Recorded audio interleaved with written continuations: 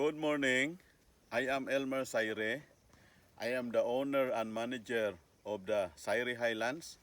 The Sayre Highlands comprises two farms. The farm in Mantikau, Misamis Oriental is located in Upper Tuud. It's a mountain area 15 kilometers away from the main highway. It's a dragon fruit farm. As you can see around, this is 8 hectares dragon fruit farm.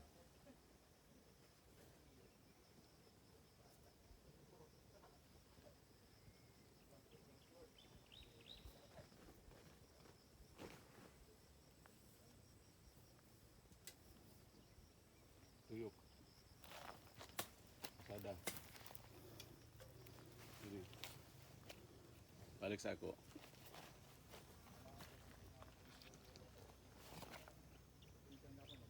Okay. So now, I will explain to you how we grow dragon fruit the most economical way. Okay. Now, as you can see, this is our regular dragon fruit tree, post, this one. The post consists of a concrete post, and then the dragon fruit here is a canopy, stems of the dragon fruit. You may be surprised. Our post is only very short. Okay, as you can see, it's like about 2 feet, 2 feet plus. Very short post. The reason why we have this short post is that it does not affect the production of your dragon fruit. Then you can save. You can save money on the manufacture of the post. The post is one of the main expense in the dragon fruit plantation, okay, because it's made of concrete. So the post is short.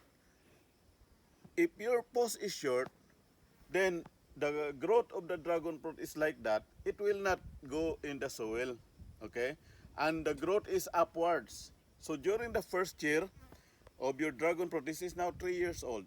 It has fruited already 3 times, okay. So during the first year of your dragon fruit, it's easy to manage the fruit around. It's easy, okay. And then when it grows, it's also easy to manage because it's like breast high, okay. What if your post is already 6 feet or 8 feet high, as others suggested? The problem there is that you have to have a ladder. The problem is that you have to manage the fruit, manage the plant by having a ladder or having a stool or a chair which you have to climb. So that's the problem. So this one is easy for us, easy to manage. If you have a sprayer for your organic fertilizer, the foliar, it's easy to spray around. It's easy to manage if there are fungal attacks, if there are disease, if there are insects, it's easy to manage. Also, during pruning, because you have to prune, every fruiting season you have to prune, you have to cut the unnecessary stems. You leave only a few stems. This one, we leave only like 30 stems. This is ready for the next harvest, next fruiting season. This month is November.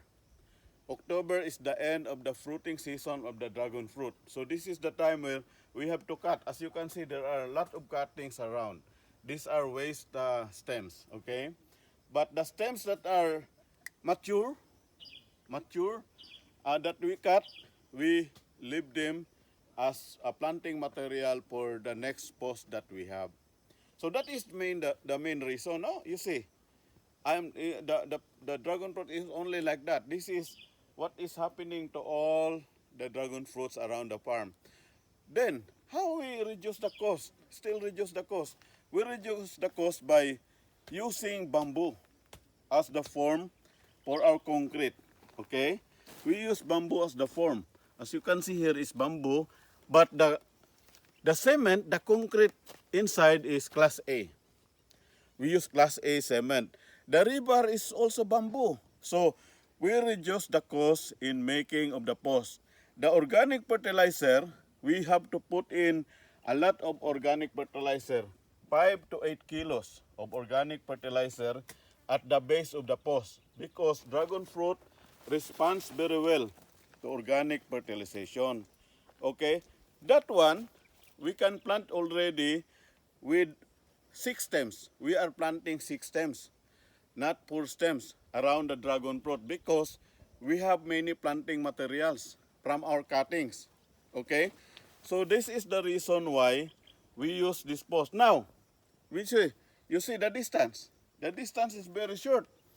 The distance that we are using is very short. We are using here intensive farming because we can see that all around this mountain there is no shade.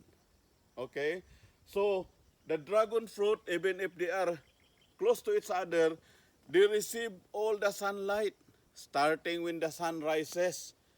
Okay? They receive all the sunlight until in the afternoon. So no problem with close planting. Close planting. Now, if you see, the stems here will interlap with the stems there. No problem at all.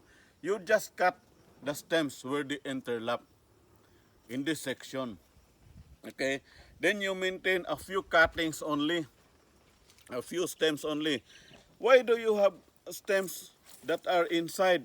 The stems that grow inside the dragon fruit, you have to cut after fruiting because no direct sunlight will reach it. It will not bear fruit because no photosynthetic activity. Okay?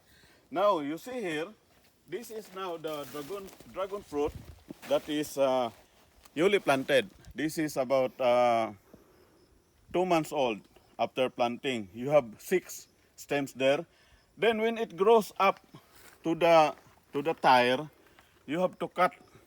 You have to cut them like that so that you have laterals. The laterals are the ones who will mature and will provide you with the fruits later on. So you cut so that laterals will grow. Okay? The tire that we are using is junk tire, and then you are using bamboo as the support of the tire, bamboo rebar. Okay? Then, while the dragon fruits are growing, we plant at the ground anything that grows. Vegetables, for example, this one we are planting lady's fingers, okra. Okay? Here we have, in this row, we have pineapple. Pineapple all the way to the next area of the farm. Okay? So, in summary,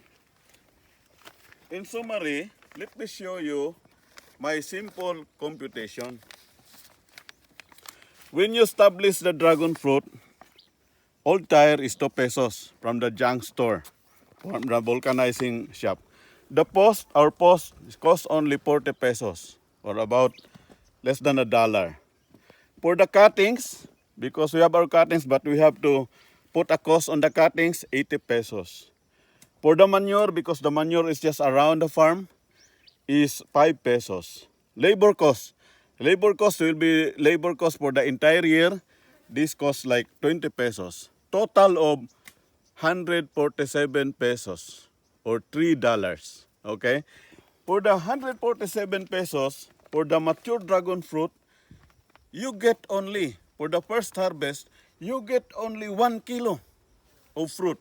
Because 1 kilo of fruit of the dragon fruit here is 150 pesos. So this is equals to 1 kilo of the dragon fruit.